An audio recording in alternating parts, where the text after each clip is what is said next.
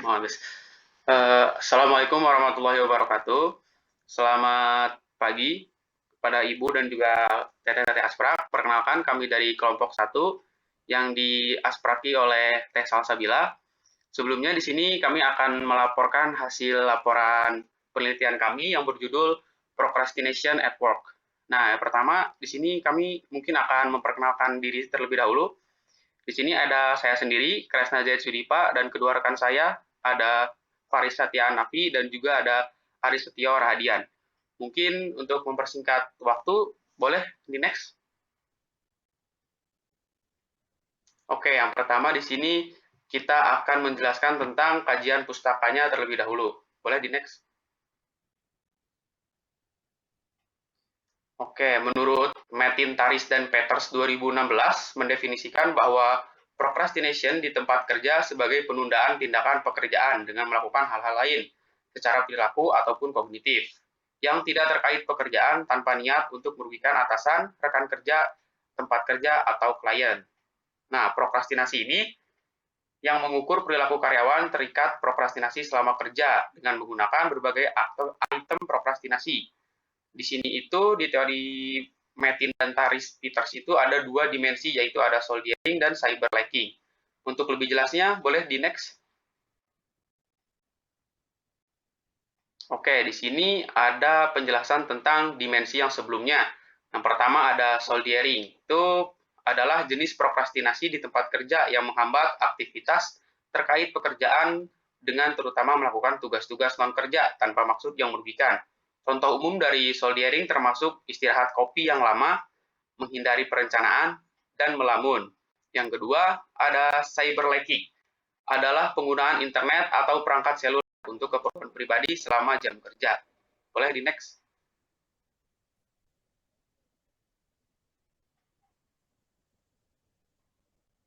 Oke, yang kedua di sini kita akan menceritakan cerita proses adaptasinya bagaimana. Boleh?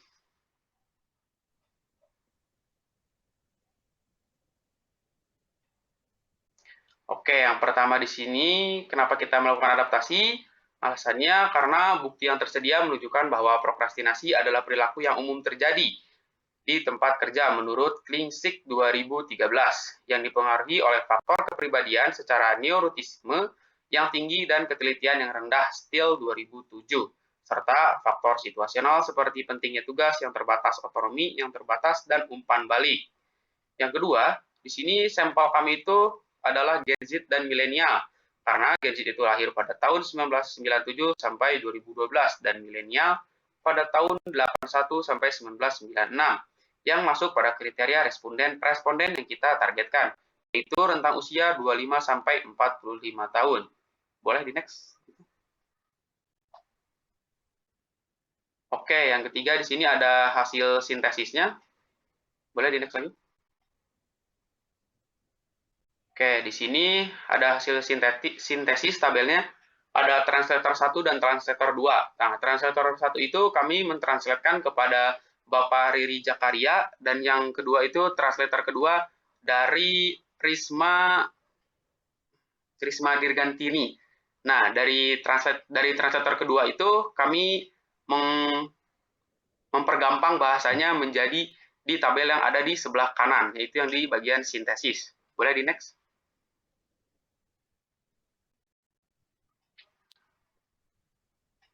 Oke, yang keempat itu ada hasil expert judgment.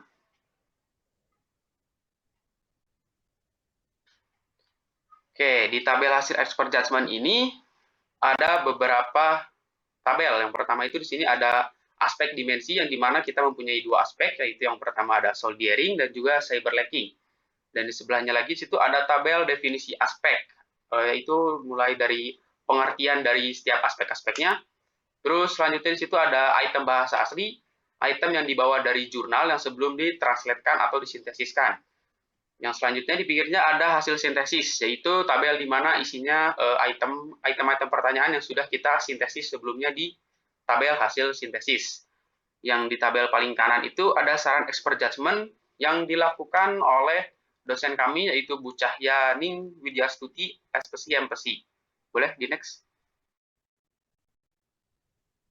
Next lagi aja. Oke, mungkin selanjutnya bakal dijelaskan oleh rekan saya, Faris Satyanafi. Boleh? Oke, selanjutnya kita ini akan menjelaskan tentang blueprint dan sebaran item. Boleh next.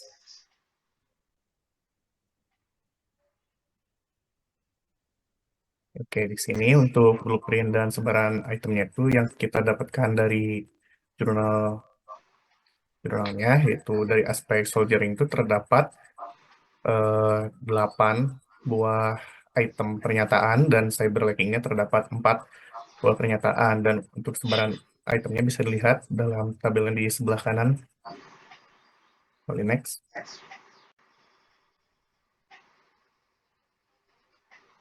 Sekarang untuk tampilan skalanya, boleh di next lagi. Untuk tampilan skalanya, yang pertama di sini bagian pengantar pada kuesioner yang kami bagikan. Bagian di mana peneliti memperkenalkan diri dan penelitian yang akan kami lakukan, serta memberitahu kriteria responden yang dibutuhkan kepada para responden. Boleh di next.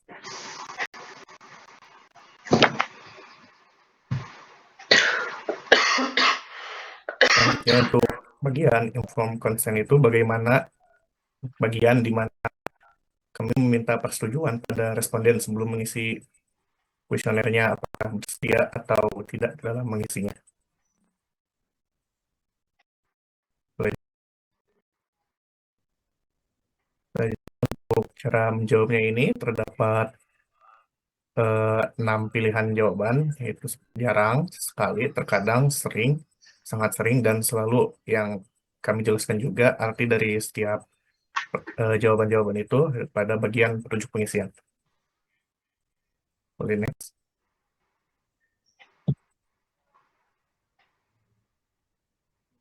Nah, ini untuk pernyataan kuesionernya terdapat 12 pernyataan yang diberikan kepada responden, tapi ini adalah salah 3 contohnya. Boleh next. Nah, untuk bagian data diri ini, kami meminta eh, responden untuk memasukkan data diri seperti nama, usia, domisili, jenis kelamin, dan lama bekerjanya, seperti yang bisa dilihat di gambar yang di bawah.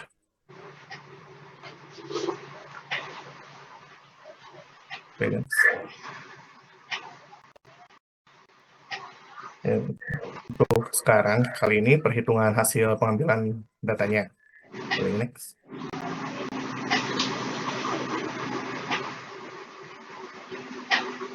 Nah, untuk hasil perhitungan data penelitian kami ini, untuk reliabilitasnya, eh, dapat dilihat itu adalah reliable karena nilai Cronbach alpha-nya di atas 0,5. Seperti yang bisa dilihat di tabel di bawah, Cronbach alpha-nya yaitu 0,876 dengan hasil uji reliabilitas ke-1. Hasil dari uji reliabilitasnya menunjukkan bahwa reliabilitas dengan jumlah item 12. Suatu variabel dikatakan reliable ketika memiliki alpha Cronbach lebih dari 0,70 dari Imam Ghazali 2016. Nah, hasil reliabilitasnya ini. Oke. So, lanjut ke hasil reliabilitasnya ini masuk ke dalam kategori tinggi karena berada di antara 0,70 dan 0,90. Boleh next.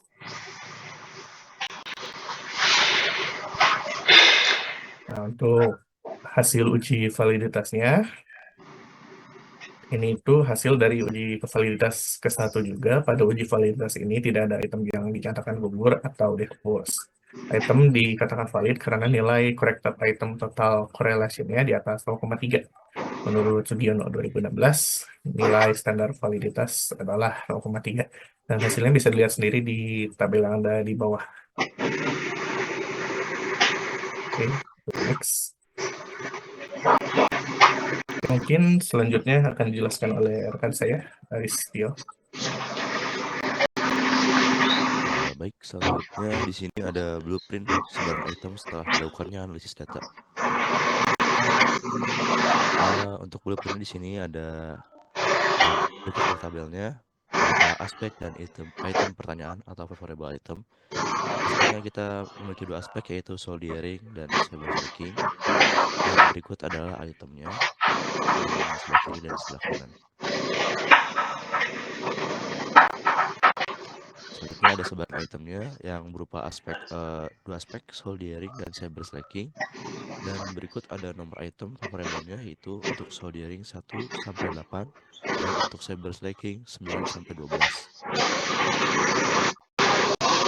Selanjutnya ada pembahasannya.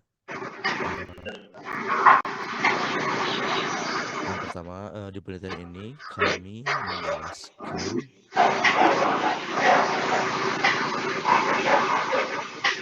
menjelaskan variabel tentang procrastination at work dalam proses pengambilan data.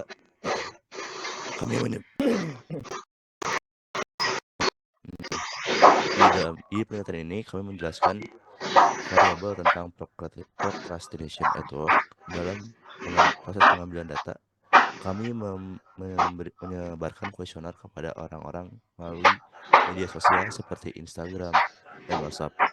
Pada kuesioner ini, kami menargetkan responden adapun Gen Z yang merupakan generasi yang lahir pada 1997 sampai 2012. Mereka yang sekarang berusia 12 sampai 27. Sedangkan milenial yaitu generasi yang lahir pada 1991 sampai 1996 yang pada saat ini berusia 28 sampai 44 tahun. Menurut Kementerian Keuangan Republik Indonesia, dari hasil Google Form kami mendapatkan 81 responden laki-laki dan 70 responden perempuan. Selanjutnya poin kedua, dalam penelitian ini reliabilitas kami mendapatkan di angka 0,876 yang termasuk dalam kategori tinggi menurut dari 2016. Dalam penelitian ini juga kami mendapatkan uji validitas di atas 0,3 dan dikatakan valid menurut 2016. Dan bagian uji validitas semua item dikatakan valid. Selanjutnya poin ketiga, yaitu kendala yang dialami, yaitu saat mencari variabel kami agak kesulitan, lalu saat mencari translator juga kami sedikit kesulitan sebenarnya, namun tidak terlalu sulit karena akhirnya kami mendapatkan 3 translator dan kami memutuskan untuk memakai 2 translator saja, yaitu Riri Zakaria dan Bu Risma ini Dirgantini. Saat mencari responden, kami agak kesulitan karena harus mencari responden yang bekerja sebagai karyawan swasta dan juga tidak semua responden yang kami hubungi sesuai dengan kriteria yang kami cari. Sehingga beberapa kali kami harus mencari ulang untuk responden. Adapun yang terakhir yaitu kesimpulannya. Dalam penelitian ini kami mengangkat variabel yaitu procrastination at work. Kami menargetkan pada karyawan swasta dalam rentang usia 25 sampai 45 tahun dan warga negara Indonesia yang menunjukkan hasil yang valid dan reliable berdasarkan pengujian alat ukur yang telah dilakukan pada hasil kuesioner yang dijawab oleh 141 responden, yaitu menggunakan SPSS yang dimana hasilnya dengan reliable-nya didapatkan Cambridge Alpha dengan skor di atas 0,876 yang berarti reliable karena di atas 0,5 serta masuk ke dalam kategori tinggi.